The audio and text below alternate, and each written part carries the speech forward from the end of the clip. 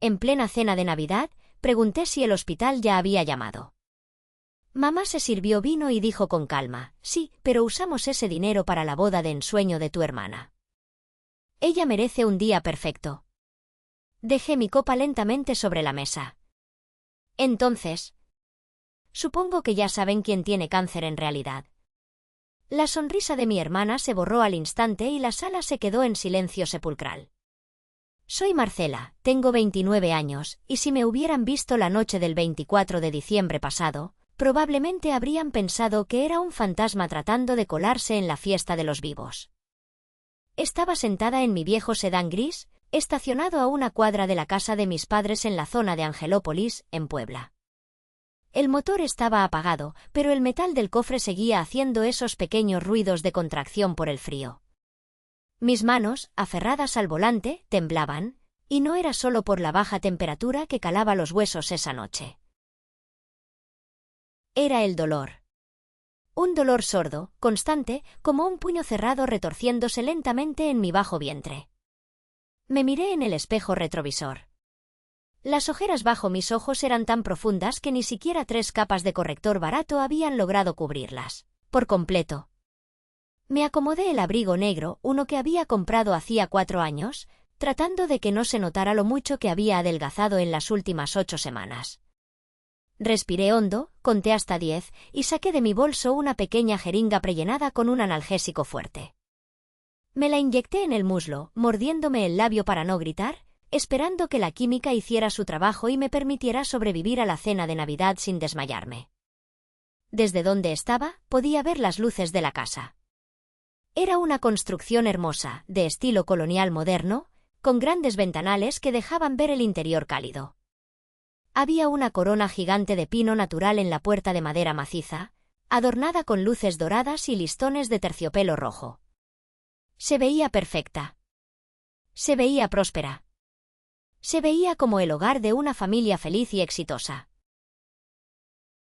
Nadie que pasara por ahí imaginaría que esa casa, esa fachada de respetabilidad, se sostenía sobre mis hombros, sobre mis horas extra, sobre mis renuncias y, ahora lo sabía, sobre mi propia vida. Bajé del auto cuando el dolor se convirtió en un zumbido manejable. Caminé hacia la entrada, sintiendo como el viento helado me golpeaba la cara. Al abrir la puerta, el golpe de calor del interior me mareó por un segundo. Olía a pavo rostizado, a romeritos, a ponche de frutas con canela y, sobre todo, olía a dinero. «¿Por fin llegas, mujer?» La voz de mi hermana Lorena resonó desde la sala. Lorena estaba parada junto a la chimenea, con una copa de vino tinto en la mano.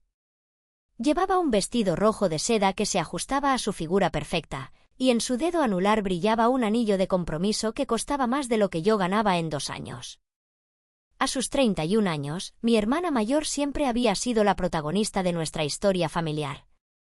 Yo solo era el personal de soporte técnico, la que arreglaba los problemas detrás de bambalinas. El tráfico estaba terrible, mentí, forzando una sonrisa mientras me quitaba el abrigo. Nadie se acercó a abrazarme. Nadie preguntó por qué estaba tan pálida. Mi madre, Yolanda, salió de la cocina secándose las manos en un paño bordado. Me miró de arriba abajo, escaneando mi ropa sencilla, mis botas gastadas, y su expresión fue esa mezcla habitual de decepción y crítica velada. «Ay, Marcela, es Nochebuena», suspiró mamá, acercándose para darme un beso al aire cerca de la mejilla, sin tocarme realmente. «Podrías haberte puesto algo más alegre. Pareces una viuda. Mira a tu hermana, ella sí sabe cómo representar a la familia». «Hola, mamá». «Feliz Navidad», dije, ignorando el comentario. Busqué con la mirada a mi padre. Ignacio estaba en el sofá, riendo con el prometido de Lorena, Mateo. Mateo venía de una de esas familias de Puebla que tienen apellidos compuestos y calles con el nombre de sus abuelos. Mi padre, que siempre había tenido delirios de grandeza pero ninguna habilidad para administrar dinero, estaba en su elemento, sirviéndole whisky etiqueta azul a su futuro yerno. «Marcela», gritó papá sin levantarse. «Ven a saludar a Mateo». Estábamos hablando de la boda. «Va a ser el evento del año, hija». Me acerqué y saludé educadamente. Mateo apenas me miró, para él yo era irrelevante. Yo era la hermana soltera, la arquitecta aburrida que siempre estaba trabajando, la que no tenía el encanto ni la belleza de Lorena. Me senté en una esquina del sofá, sintiendo como el analgésico me daba una falsa sensación de flotabilidad. Mi mente, sin embargo, estaba clara y afilada como un bisturí. No había venido solo a cenar. Había venido por una respuesta. Hace 3 días había recibido la llamada del doctor Salvador Vargas. Los resultados de la biopsia no eran buenos. Cáncer de ovario, etapa 2. Necesitaba cirugía inmediata, una histerectomía radical para intentar salvar mi vida y tal vez, solo tal vez, preservar una pequeña parte de mi tejido ovárico si todo salía perfecto. Pero la cirugía era costosa, y el seguro de gastos médicos mayores que tenía apenas cubría lo básico debido a una cláusula de preexistencia absurda. Necesitaba 1.800.000 pesos para cubrir los honorarios del equipo de oncología, la hospitalización en el Ángeles y el tratamiento postoperatorio inmediato. Pero yo estaba tranquila, o eso creía. Tenía ese dinero.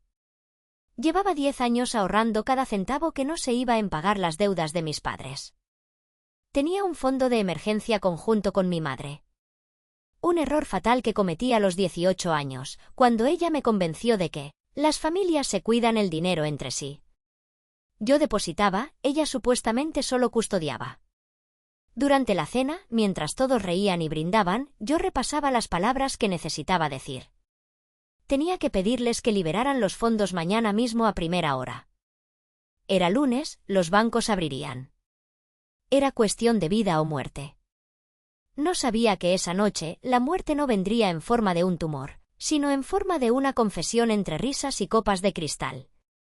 Mientras mi madre servía el bacalao a la vizcaína, mi mente viajó 5 años atrás.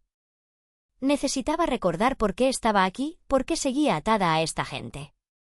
Necesitaba recordar el contrato invisible que habíamos firmado con sangre y sacrificio. Tenía 24 años en ese entonces. Acababa de ganar una beca parcial para hacer una maestría en Barcelona. Era mi sueño. Ya tenía la maleta medio hecha, ya me veía caminando por las Ramblas, diseñando edificios sostenibles, viviendo mi propia vida lejos de la toxicidad de Puebla. Pero una noche llegué a casa y encontré a mi padre sentado en el suelo de la cocina, llorando como un niño, con una botella de tequila vacía a su lado. Mi madre estaba gritando al teléfono, suplicando. «Lo van a matar, Marcela», me dijo mamá, agarrándome de los hombros, sus uñas clavándose en mi piel. «Tu padre debe 4 millones de pesos a gente muy mala. Deudas de juego. Póker. Van a quitarnos la casa. Van a lastimarnos». Lorena, por supuesto, estaba encerrada en su cuarto, demasiado sensible para lidiar con la realidad. Así que me tocó a mí. Siempre me tocaba a mí. Esa semana renuncié a la beca. Fui al banco. Saqué todos mis ahorros. Vendí mi coche. Pedí préstamos personales a tasas de interés criminales. Negocié con el banco que tenía la hipoteca de la casa, una hipoteca que mis padres habían dejado de pagar hacía 6 meses. Compré la deuda. Compré la casa. Recuerdo estar sentada en la notaría, con la pluma en la mano, a punto de firmar las escrituras. La casa pasaría a estar legalmente a mi nombre, 100%. Mis padres me miraban con ojos llorosos, prometiendo que cambiarían, que papá iría a terapia, que mamá dejaría de gastar en apariencias. «Eres nuestra salvadora, hija», dijo papá ese día. «Esta casa es tuya, pero déjanos vivir aquí y ser los dueños ante los vecinos. Sabes cómo es la gente, qué vergüenza si se enteran de que su propia hija tuvo que rescatarlos. Por favor, Marcela. Por la dignidad de la familia». Y yo, joven, estúpida y desesperada por un poco de amor paternal, acepté. Les dejé vivir ahí. Pagué el predial cada año. Pagué el mantenimiento. Pagué las reparaciones cuando la tubería vieja se rompió. Ellos vivían como reyes en mi castillo y yo vivía en un pequeño departamento rentado al otro lado de la ciudad, comiendo atún y trabajando 14 horas diarias para pagar las deudas que adquirí para salvarlos. Ese era el trato implícito, yo los salvaba de la ruina, y ellos, a cambio, respetarían el fondo de ahorro que volví a construir desde cero con sangre y sudor. Ese 1.800.000 pesos no era dinero de sobra. Era mi red de seguridad. Era mi promesa a mí misma de que nunca más estaría desprotegida. Volví al presente. Miré a Lorena al otro lado de la mesa. Estaba radiante, hablando de flores, de música, de mantelería importada. ¿No es maravilloso, Marce?, dijo Lorena, sacándome de mis pensamientos. Mamá consiguió el contacto para traer tulipanes holandeses frescos. Van a volar en avión el mismo día de la boda. Suena caro, dije, mi voz ronca. La calidad cuesta, querida, intervino mamá, sirviéndose más vino. Y para la boda de tu hermana, solo lo mejor. La señora Beatriz, la madre de Mateo, es muy exigente. Si ve una sola flor marchita, nos crucifica. Tenemos que estar a la altura. Sentí una punzada aguda en el abdomen, más fuerte que antes. Era el momento. No podía esperar al postre. Mamá, papá, dije, tratando de sonar firme, aunque mis manos bajo la mesa estaban cerradas en puños tan apretados que los nudillos estaban blancos. Necesito hablar de algo importante. El ruido de los cubiertos contra la porcelana continuó. Nadie me prestó atención. Oigan, alcé un poco la voz. ¿Qué pasa, mija?, preguntó papá con la boca llena de pavo. No te pongas intensa ahora, estamos celebrando. El hospital, dije, soltando la palabra como si fuera una bomba. ¿El Hospital Ángeles ya llamó para confirmar la transferencia? Necesito que el dinero esté liberado el lunes a primera hora. La cirugía no puede esperar más. El silencio que siguió no fue el silencio de la preocupación. Fue un silencio diferente. Fue el silencio de un niño que ha sido atrapado con la mano en el tarro de las galletas, pero que sabe que es el favorito y no será castigado. Mamá y papá intercambiaron una mirada rápida. Lorena dejó su copa sobre la mesa y soltó una risita nerviosa, pero sus ojos brillaban con algo que parecía triunfo. Ah, eso, dijo mamá, restándole importancia con un gesto de la mano, como si estuviera espantando una mosca. Sí, llamaron la semana pasada. ¿Y? Pregunté, sintiendo como la sangre se me helaba en las venas. ¿Hiciste la transferencia de confirmación? Mamá sonrió. Fue una sonrisa dulce, maternal, terrorífica. No, cielo. No lo hice. El mundo pareció detenerse. El tic-tac del reloj de péndulo en la sala sonaba como martillazos en mi cabeza. ¿Cómo que no lo hiciste?, pregunté, mi voz apenas un susurro. Papá se limpió la boca con la servilleta de tela y se reclinó en la silla, adoptando esa postura de patriarca que usaba cuando quería imponer su voluntad sin argumentos. Mira, Marcela, empezó papá, usando ese tono condescendiente que reservaba para explicarme cosas complicadas. Lo pensamos bien. Lo hablamos en familia. Esa cirugía tuya, los médicos siempre exageran. Quieren sacar dinero. Seguro es un quiste, una cosa de nada. ¿Es cáncer?, dije. La palabra flotó sobre el puré de camote y la ensalada de manzana. Es cáncer de ovario, papá. No es un quiste. Lorena rodó los ojos, un gesto tan infantil y cruel que me dieron ganas de vomitar. Ay, Marcela, no seas dramática, dijo ella. Siempre tienes que ser el centro de atención, ¿verdad? Justo ahora, cuando estamos hablando de mi boda. Hija, intervino mamá, su voz suave y melosa, entiende a tu hermana. Ella está bajo mucha presión. Y nosotros también. La señora Beatriz nos dijo claramente que si la boda no es en la hacienda San Gabriel, ella ni siquiera va a asistir. ¿Te imaginas el escándalo? ¿La vergüenza para la familia si la madre del novio boicotea la boda? Miré a mamá, sin entender a dónde quería llegar. O tal vez entendiendo demasiado bien, pero negándome a aceptarlo. ¿Qué tiene que ver la hacienda San Gabriel con mi cirugía?, pregunté, sintiendo como el pánico empezaba a trepar por mi garganta. Mamá tomó un sorbo de vino, ganando tiempo, preparándose para soltar el golpe. Pues, que piden un depósito del 100% para apartar la fecha, dijo mamá, encogiéndose de hombros. Y es caro, mija. Muy caro. 1,5 millones de pesos, más los gastos de las flores y el anticipo del banquete. Dejé caer mi tenedor. El sonido metálico contra el plato fue el único ruido en la habitación durante 3 segundos eternos. Mamá, dije, sintiendo que me faltaba el aire. ¿Dónde está mi dinero? ¿Dónde está el 1,800,000 pesos del fondo de emergencia? Mamá suspiró, como si yo estuviera siendo irrazonable. Ya no está ahí, Marcela.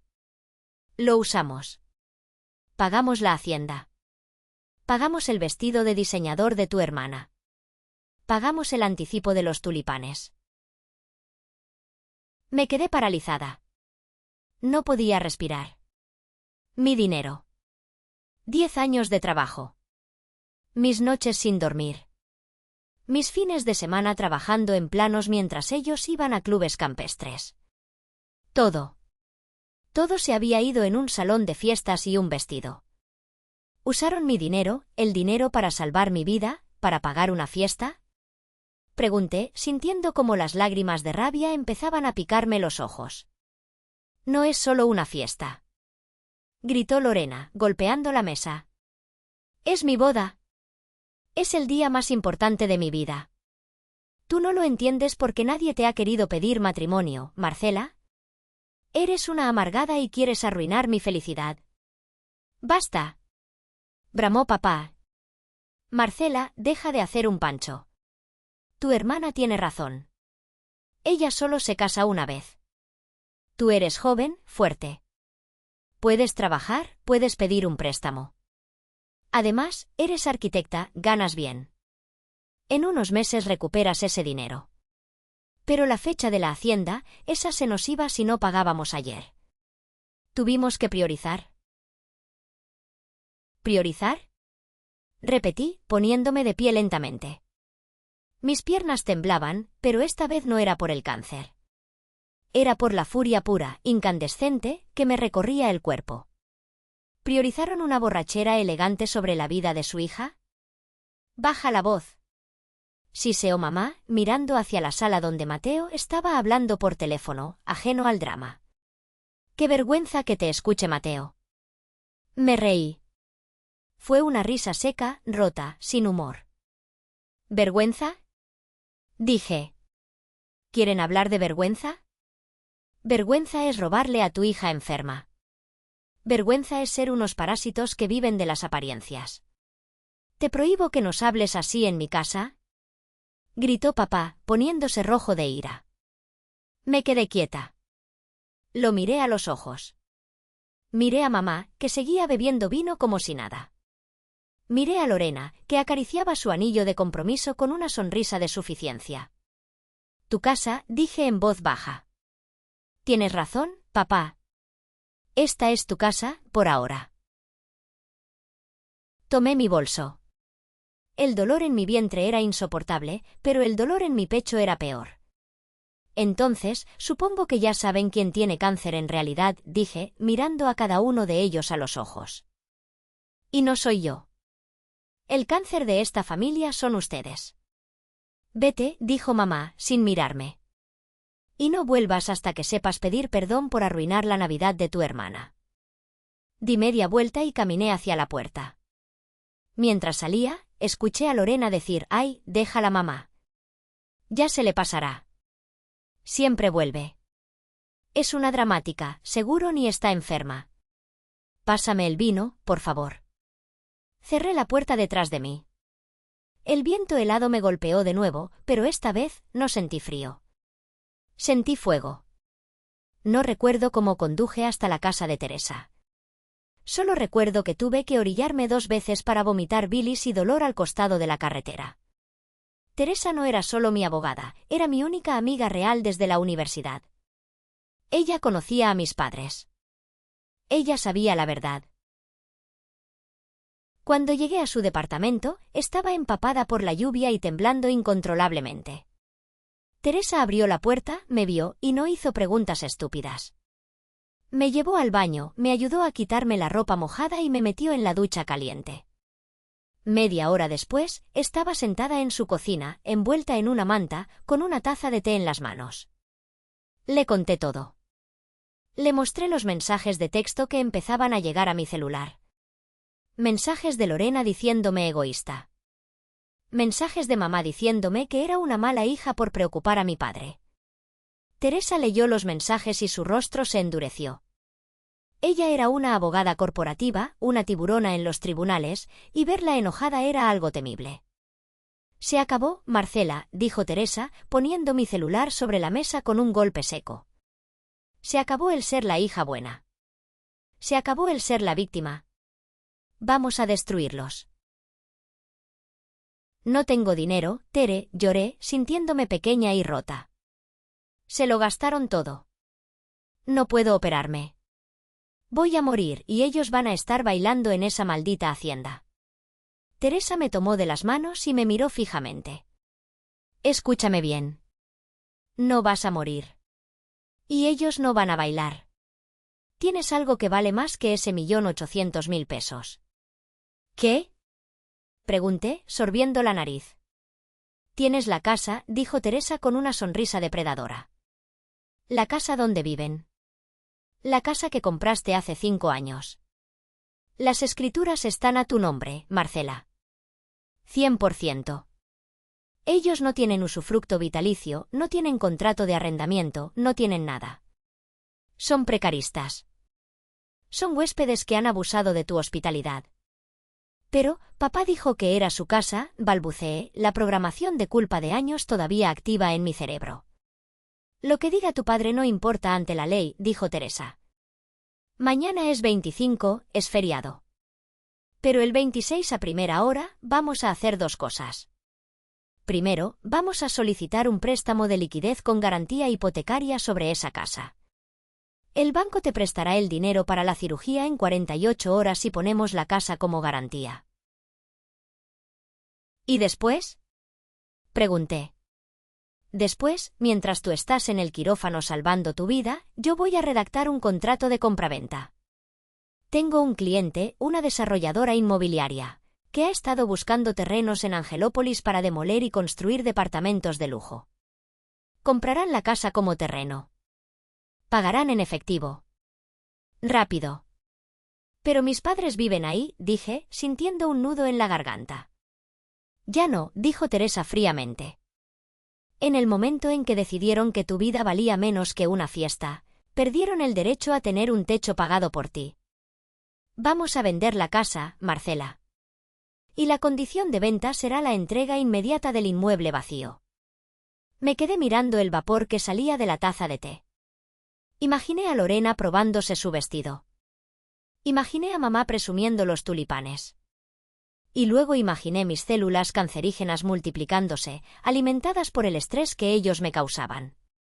Hazlo, dije. Mi voz ya no temblaba.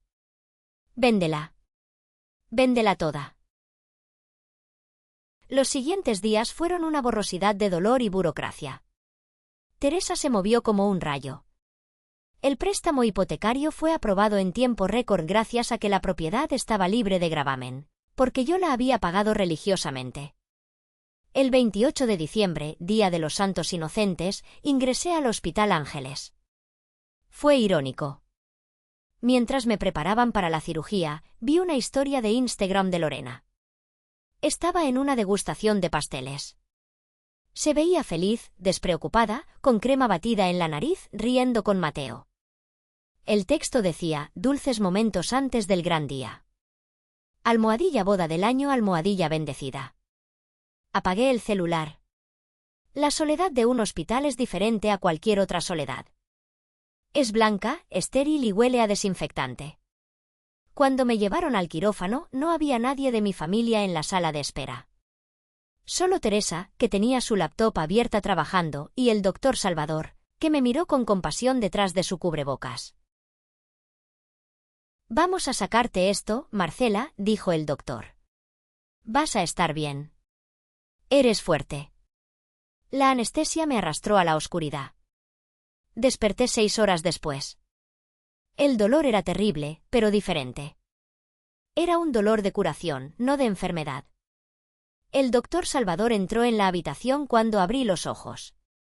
Lo logramos, dijo, revisando mis signos vitales. Extirpamos el tumor completo. Tuvimos que quitar el ovario izquierdo, pero el derecho está limpio y tu útero está intacto. Llegamos justo a tiempo. Unas semanas más, y habría sido otra historia. Lloré. Lloré de alivio, lloré de dolor y lloré porque en ese momento, la única persona que sostenía mi mano era mi abogada. Pasé 5 días en el hospital. Mis padres no llamaron ni una sola vez. Teresa me contó después que había bloqueado sus números en mi teléfono para que yo pudiera recuperarme en paz, pero que revisó los mensajes bloqueados. Solo había reclamos. ¿Dónde estás? Necesitamos que firmes como aval para el fotógrafo. Deja de hacer berrinche y ven a ayudar a tu hermana. Ni una sola pregunta sobre mi salud. Ni una. Fue ahí, en esa cama de hospital, mirando el techo blanco, donde la última pizca de culpa se evaporó de mi cuerpo. El amor incondicional que yo sentía por ellos se murió, extirpado junto con mi tumor. Cuando salí del hospital, todavía débil y caminando despacio, fui directo a la oficina de Teresa. El comprador de la casa ya había depositado el anticipo. El contrato estaba listo. La fecha de desalojo estaba fijada para el 15 de enero. ¿Estás segura?, preguntó Teresa una última vez. Una vez que firme aquí, no hay vuelta atrás. La policía ejecutará el desalojo si no se van voluntariamente. Tomé la pluma. Me dolía la cicatriz en el abdomen al inclinarme. Nunca he estado más segura en mi vida, dije, y firmé mi nombre con trazos firmes y claros. El 15 de enero amaneció gris y lluvioso, como si el cielo de Puebla supiera lo que estaba por pasar. Ese día, Lorena tenía su prueba final de vestido. Era el evento más importante antes de la boda. Iban a estar mamá, las damas de honor y, por supuesto, la temida doña Beatriz. Teresa y yo esperamos en su auto frente a la boutique de novias en la avenida Juárez. Era el lugar más exclusivo de la ciudad. A través del escaparate de cristal, podía verlas. Lorena estaba parada sobre un pedestal, envuelta en capas de encaje francés y seda. Se veía hermosa, tengo que admitirlo. Una princesa de cuento de hadas pagada con mi sangre. Mamá lloraba de emoción, sosteniendo una copa de champán. Doña Beatriz estaba sentada en un sillón de terciopelo, asintiendo con aprobación, examinando cada detalle con ojo crítico. «Es hora», dijo Teresa. Bajamos del auto. 2 oficiales de policía y el representante legal de la inmobiliaria nos esperaban en la esquina. Les hicimos una señal para que esperaran un momento. Yo quería entrar primero. Empujé la puerta de cristal. La campanilla sonó, anunciando mi llegada. El silencio cayó sobre la boutique como una manta pesada. Mamá dejó de llorar. Lorena se congeló en el pedestal. Doña Beatriz giró la cabeza lentamente, mirándome por encima de sus gafas de diseñador. «Marcela», dijo mamá, con una mezcla de sorpresa y molestia. «¿Qué haces aquí? Te ves terrible. ¿Qué te pasó en el pelo?» No me había peinado. No llevaba maquillaje. Estaba pálida, delgada, y llevaba ropa cómoda para no lastimar mi herida. «Hola, familia», dije. Mi voz era tranquila, fría. «Doña Beatriz, buenas tardes». «Marcela, querida», dijo doña Beatriz con frialdad. «Llegas tarde. Y francamente, vestida así, desentonas un poco con la elegancia del momento». «Lo siento», dije, caminando hasta el centro de la sala. «He estado un poco ocupada. Sobreviviendo a una cirugía de cáncer mayor». Lorena soltó un bufido desde el pedestal. «¡Ay, ya vas a empezar!», gritó. «No puedes dejarme tener mi momento ni siquiera hoy». «Mamá, dile que se vaya». «Marcela, vete», ordenó mamá, avanzando hacia mí. «Hablamos en la casa. No hagas un escándalo aquí». «No hay casa donde hablar, mamá», dije. Mamá se detuvo en seco. ¿De qué estás hablando? Hice una señal hacia la puerta. Teresa entró, seguida por el abogado de la inmobiliaria y los dos policías uniformados. El ambiente en la boutique cambió de tensión incómoda a pánico absoluto en un segundo. ¿Quiénes son estas personas?, preguntó doña Beatriz, poniéndose de pie. Soy la licenciada Teresa Mendoza, representante legal de la señora Marcela Castillo, dijo Teresa con voz autoritaria. Y él es el licenciado Ramírez, representante de Inmobiliaria Futuro. Caminé hacia la mesa de centro, donde estaba la botella de champán, y dejé caer 3 carpetas sobre la superficie de cristal. Les explico, dije, mirando a doña Beatriz. Carpeta número 1, mi diagnóstico médico, reporte quirúrgico y facturas del hospital. Para que vean que no era un quiste ni un drama. Era cáncer. Y tuve que operarme sola. Doña Beatriz miró los papeles, su ceño frunciéndose. Carpeta número 2, continué. Estados de cuenta bancarios. Aquí se muestra cómo mi madre, Yolanda, vació mi fondo de ahorro médico el 24 de diciembre. 1.800.000 pesos. Dinero que se usó para pagar el anticipo de la Hacienda San Gabrieli, supongo, este vestido. Lorena se puso pálida. Miró a su suegra con terror. Eso es mentira, susurró Lorena. Es un malentendido, gritó mamá. Era un préstamo. Marcela nos prestó el dinero. No hubo préstamo, dije cortante. Fue robo. Abuso de confianza. Pero eso ya no importa, porque ya recuperé mi dinero. Señalé la tercera carpeta. Carpeta número 3, contrato de compraventa y orden de desalojo. ¿Qué?, preguntó papá, que acababa de entrar a la boutique, cargando bolsas de compras, justo a tiempo para el desastre. Vendí la casa, papá, dije, mirándolo a los ojos. La casa que está a mi nombre. La vendí hace 2 semanas.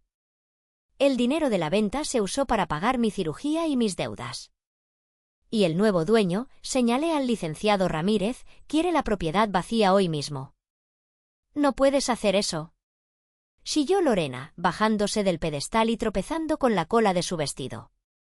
Es nuestra casa. ¿Dónde vamos a vivir? No lo sé, dije. Tal vez puedan vivir en la Hacienda San Gabriel. Ah, no, esperen. Cancelé el cheque de la Hacienda esta mañana. Y también cancelé el pago de este vestido. La encargada de la boutique, que había estado escuchando todo, se acercó alarmada. Disculpe, ¿dijo que canceló el pago? Así es, confirmó Teresa. El pago se hizo con una tarjeta adicional a nombre de Marcela Castillo, la cual ha sido reportada como robada y cancelada. Si quieren cobrar este vestido, tendrán que pedirle otra tarjeta a la señora Yolanda. Todas las miradas se volvieron hacia mamá. Ella estaba temblando, abriendo y cerrando la boca como un pez fuera del agua. Yolanda, dijo doña Beatriz. Su voz era baja, pero cortó el aire como un cuchillo. ¿Es esto cierto? ¿Están pagando la boda de mi hijo con dinero robado a su hija enferma? Y además, ¿no tienen casa? Beatriz, por favor, déjame explicarte, balbuceó mamá, tratando de agarrar el brazo de su consuegra.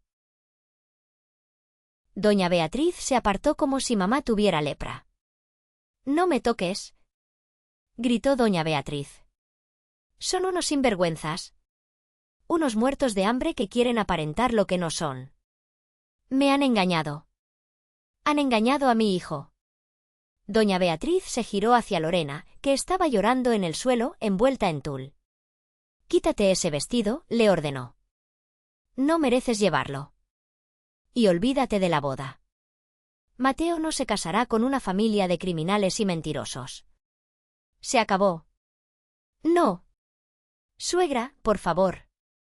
Lloró Lorena. Vámonos. Le gritó doña Beatriz a su chofer. Salió de la boutique sin mirar atrás. El caos que siguió fue absoluto. Lorena gritaba histérica. Papá se sentó en una silla, agarrándose el pecho, diciendo que le iba a dar un infarto, nadie le creyó. Mamá intentaba negociar con el policía, ofreciéndole dinero que no tenía. Yo me quedé ahí, parada en medio de la tormenta que había desatado, y por primera vez en años, sentí una paz absoluta. No sentí culpa. No sentí lástima. Solo sentí que un peso enorme se levantaba de mis hombros. Tienen 24 horas para sacar sus cosas personales, dijo el licenciado Ramírez. Mañana a las 12 del día cambiamos las cerraduras y entran los equipos de demolición. Todo lo que quede dentro se considerará basura. Marcela, gimió mamá, con el maquillaje corrido por las lágrimas. ¿Cómo pudiste? Somos tu familia. Me acerqué a ella. La miré de cerca, viendo las arrugas que el botox ya no podía ocultar, viendo el miedo en sus ojos. Ustedes no son mi familia, dije suavemente. Ustedes son el cáncer que casi me mata. Y hoy, por fin, me curé. Di media vuelta y salí de la boutique. Teresa me siguió, poniéndome una mano en el hombro. Estuviste increíble, me susurró. Afuera, la lluvia había parado. El aire estaba limpio y fresco. Las siguientes 24 horas fueron brutales para ellos. Mis vecinos me contaron después que fue un espectáculo lamentable. Camiones de mudanza baratos, muebles finos siendo arrastrados por la banqueta, Lorena gritando a los cargadores mientras lloraba por teléfono tratando de contactar a Mateo, quien la había bloqueado de todas partes. Tuvieron que rematar sus cosas en Facebook Marketplace para tener dinero para la fianza de un departamento minúsculo en una zona popular de la ciudad. Yo no vi nada de eso. Me fui a un hotel spa en Cuernavaca para terminar mi recuperación. 6 meses han pasado desde ese día. Hoy vivo en un departamento pequeño, pero es mío. Mío de verdad. Está decorado a mi gusto, no para impresionar a nadie. Tengo plantas en el balcón y un perro adoptado que se llama Suerte. Mi salud está mejorando cada día. Los marcadores tumorales están en 0. Mi cabello está creciendo de nuevo, corto y rizado, y me encanta. He vuelto a trabajar, pero ahora solo tomo proyectos que me apasionan y respeto mis horarios. De mi familia sé poco y solo por chismes de terceros. Sé que Lorena trabaja de recepcionista en un gimnasio y vive con mis padres en ese departamento de 2 recámaras. El BMW que le compraron hace años fue embargado. Mateo se casó el mes pasado con una chica de sociedad y la boda fue, irónicamente, en la hacienda San Gabriel. Dicen que Lorena tuvo una crisis nerviosa cuando vio las fotos en Instagram. Papá trabaja de conductor de Uber. Mamá vende productos de catálogo y se queja con quien quiera escucharla de la hija ingrata que los dejó en la calle. A veces, mi teléfono suena con números desconocidos. Sé que son ellos. A veces es un mensaje de texto que se filtra en la carpeta de spam. ¿Tu padre está enfermo? Necesitamos dinero para la renta. ¿Cómo puedes dormir tranquila? ¿La verdad? Duermo como un bebé. Miro hacia atrás y me doy cuenta de que lo que hice no fue venganza. Fue justicia. Fue supervivencia. Aprendí a la mala que la sangre no es un contrato de esclavitud. Aprendí que familia es quien te cuida cuando estás en una cama de hospital, no quien te roba mientras estás anestesiada. Si estás escuchando esto y te sientes atrapada, si sientes que eres el cajero automático o la bolsa de boxeo emocional de tu familia, escúchame bien, tienes derecho a irte. Tienes derecho a decir que no. Tienes derecho a elegirte a ti misma. Sí, te llamarán villana. Te llamarán egoísta. Pero créeme, es mejor ser una villana sana y libre que una hija buena y muerta. Esa casa en Angelópolis ya no existe, la demolieron para construir torres de lujo. Y con ella se fue la vieja Marcela. La que queda aquí, escribiendo esto, está viva. Y por primera vez en 29 años, esa vida es 100% mía.